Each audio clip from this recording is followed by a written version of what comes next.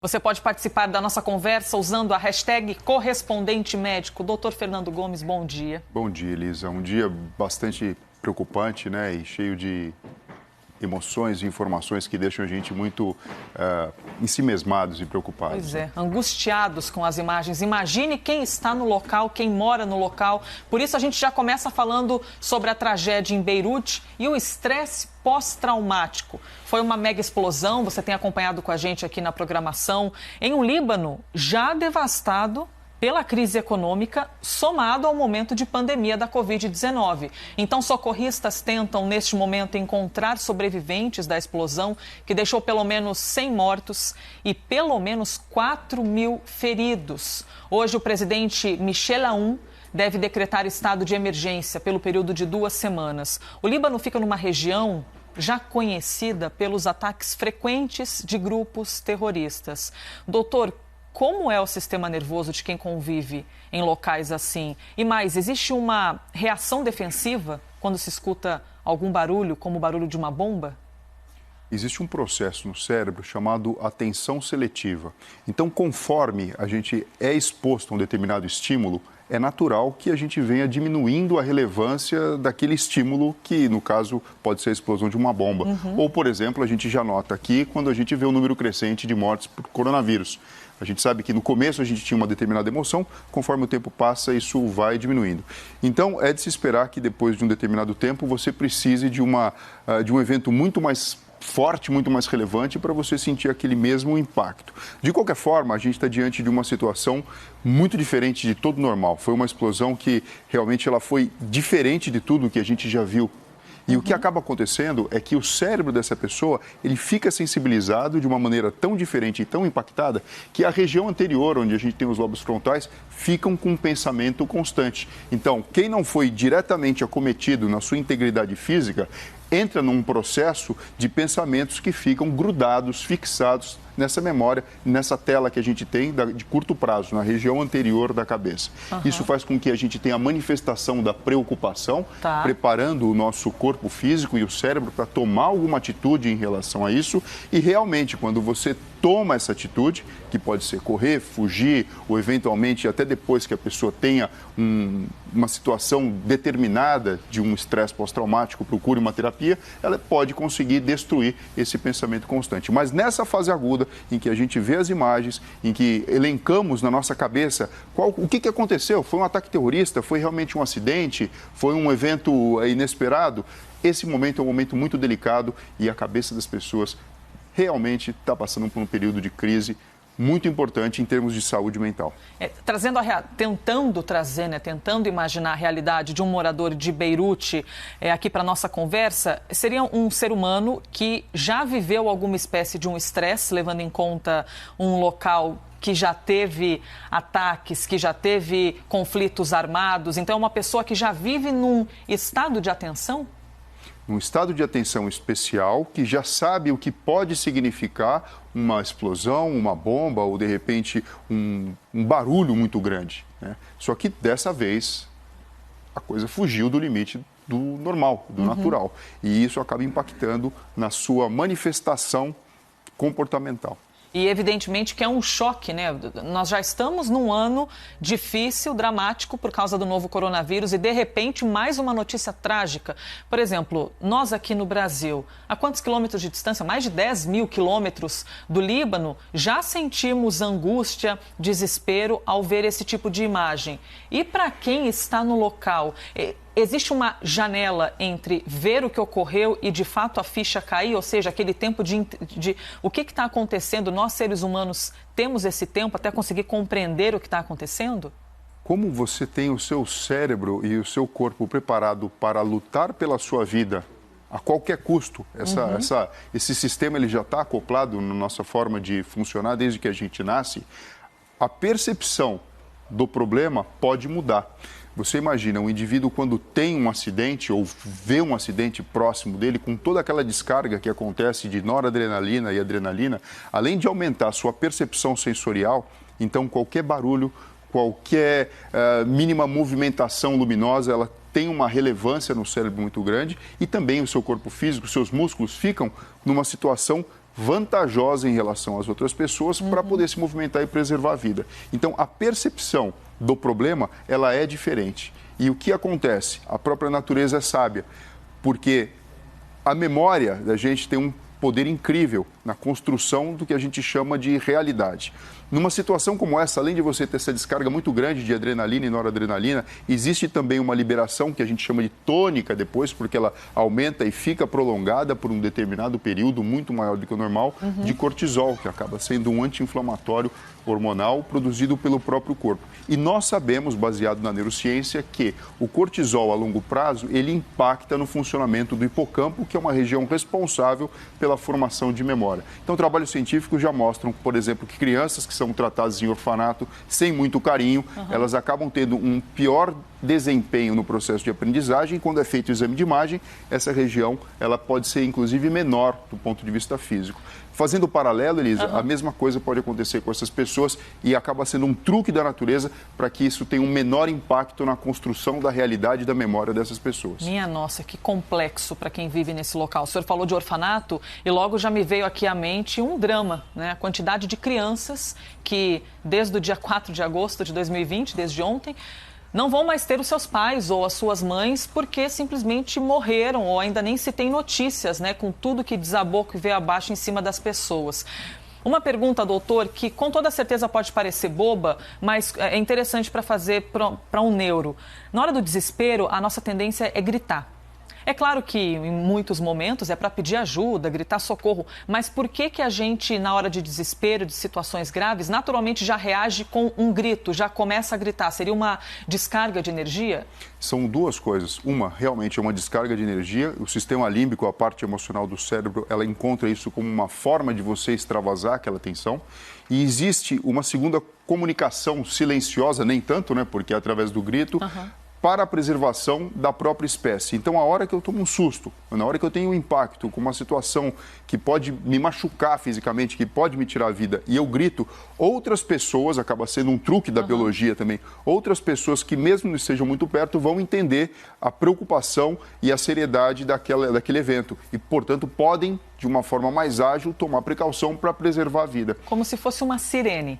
Como se fosse uma sirene. Isso acontece com outras coisas também. Por exemplo, você imagina numa situação, a época do Homem da Caverna, em que existia muita fome e encontra um determinado alimento, né? Se o alimento é bom, todos iriam brigar para conseguir ter acesso a essa alimentação. Mas se de repente esse alimento ele está em estado de putrefação e o indivíduo, assim que tem acesso a ele, faz uma cara de nojo, isso já sinaliza a todas as outras pessoas que estão por perto que não precisariam ir até ali porque o alimento não é de qualidade. Então é uma forma de comunicação silenciosa, como eu falei, nem tanto, para que todos os indivíduos que estejam próximos tomem a precaução para manter a sua vida e a sua integridade física. Eu quero trazer aqui mais uma observação em relação à audição. Isso me chamou bastante a atenção. A gente tem até um trecho de uma entrevista para poder chamar, porque uma estudante brasileira que vive em Beirute, bem perto do Porto, aliás, contou para a gente o que ocorreu com ela logo, instantes, né, logo depois dessa explosão. Vamos ouvir.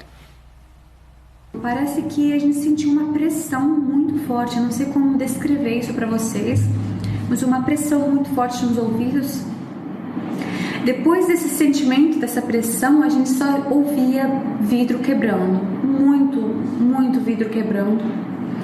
Daí a gente olhou pela janela e percebeu que tem uma fumaça cor-de-rosa saindo da direção do mar, né? E num outro trecho também ela cita, e eu li a respeito disso, que pessoas disseram que sentiram dor no ouvido na hora da explosão. Por que isso, doutor? Quando acontece a explosão, a massa de ar que está em volta, ela acaba sendo um veículo para que essa energia mecânica ela possa trafegar.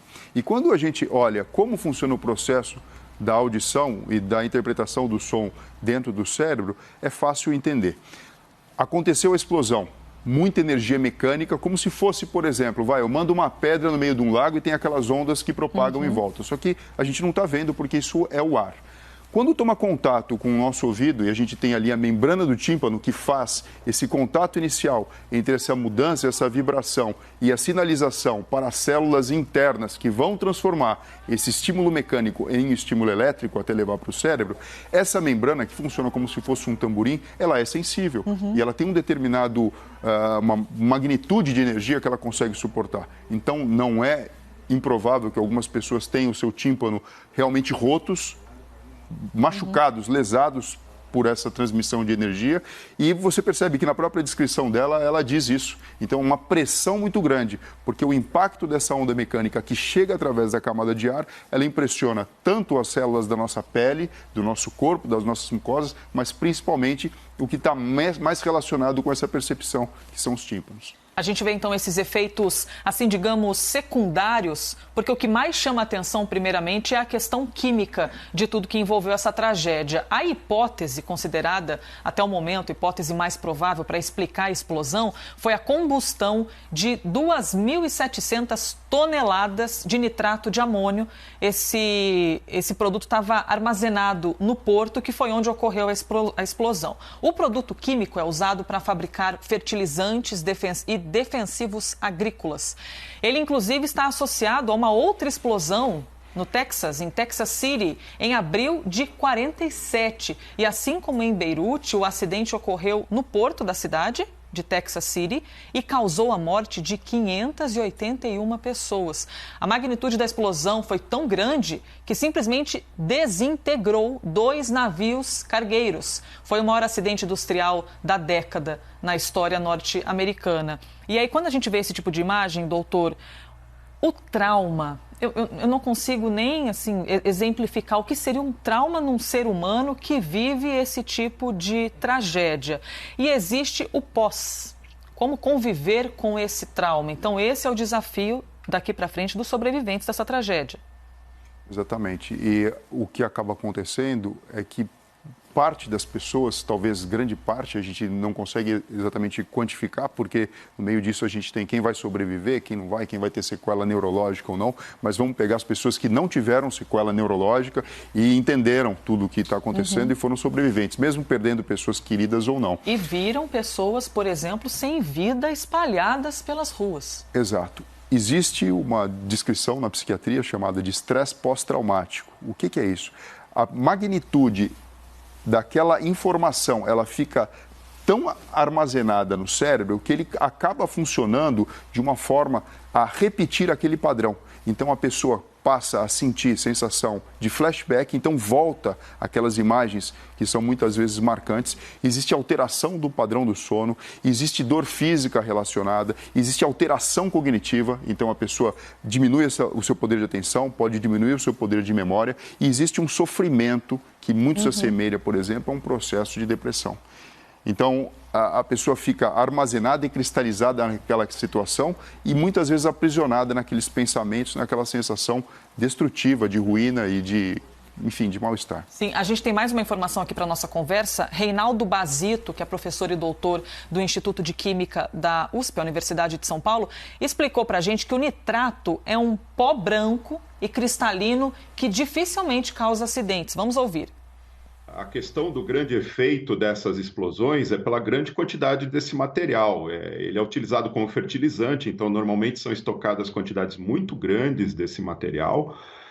Aí nesse armazém estão falando em 2.700 toneladas, provavelmente nem tudo isso explodiu simultaneamente. Ele precisa de uma iniciação. Ele é seguro para uso na agricultura, desde que tomadas as precauções.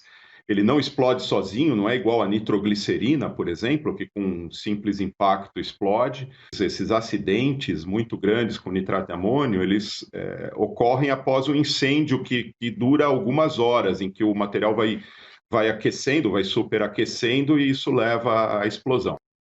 E é exatamente esse incêndio que a gente foi acompanhando por meio das imagens feitas no momento, no local em Beirute, e que depois do incêndio vieram as explosões. E aí, observando agora pelo cenário do sistema de saúde da capital, um dos maiores hospitais de Beirute foi forçado a fechar as portas e enviar pacientes para outros lugares. Vocês estão acompanhando aí algumas imagens. Uma outra unidade de saúde também de Beirute com 60 leitos, tratou 500 pacientes depois da explosão dessa terça-feira. Então, doutor, a minha pergunta é a seguinte: um hospital está preparado, evidentemente, para receber feridos, mas quando a gente tem uma tragédia, uma explosão dessa magnitude, muda o esquema de trabalho, ou seja, eles se transformam num ambiente de um gerenciamento de guerra, praticamente, para atender tanta gente?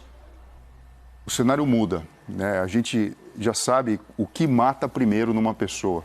Então, existe uma coisa chamada ATLS, Advanced Trauma Life Support, que foi descrito no finalzinho do século passado.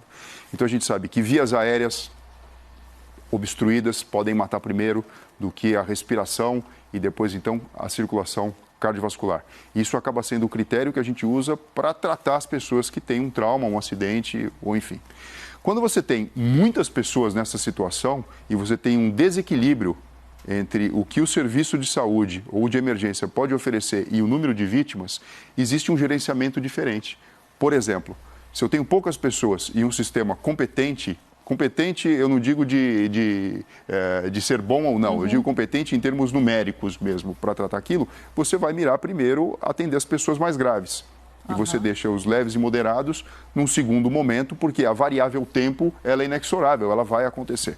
Quando você tem um número muito grande de pessoas numa situação grave e você não consegue tratar todo mundo, o critério ele acaba invertendo. Então, esse gerenciamento acaba priorizando muitas vezes o atendimento pronto e rápido dos leves e moderados, eu digo em termos da magnitude do acidente, para que você não tenha um maior número de baixa.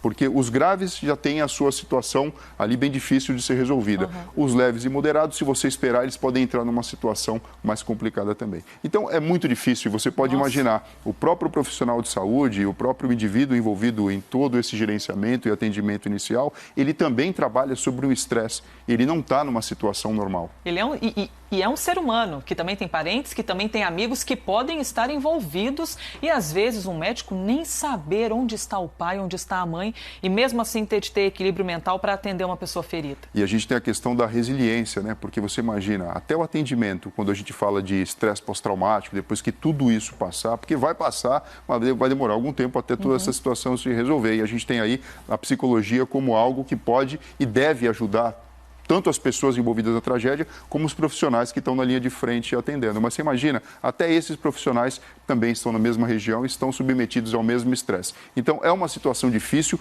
Hoje em dia, a medicina tem ciência disso e a gente sabe que todo desafio ele precisa, sim, de uma ajuda, muitas vezes internacional, porque só quem está naquela região, no local, tem dificuldade de gerenciar tudo isso. O impacto e a gravidade da situação é muito grande. Tanto que já existem vários países enviando estruturas de hospitais de campanha para poder dar conta de tantos feridos em Beirute. A nossa conversa aqui, a gente ficou tão focado no assunto que eu nem olhei a rede social, mas olha, obrigada a você que participou, que mandou mensagem pela hashtag correspondente médico, o Daltron, Marco Neto, Josué Lima, Anderson, Beethoven, João Gabriel. Obrigada pela gentileza, é sempre muito bom ter a sua participação, viu?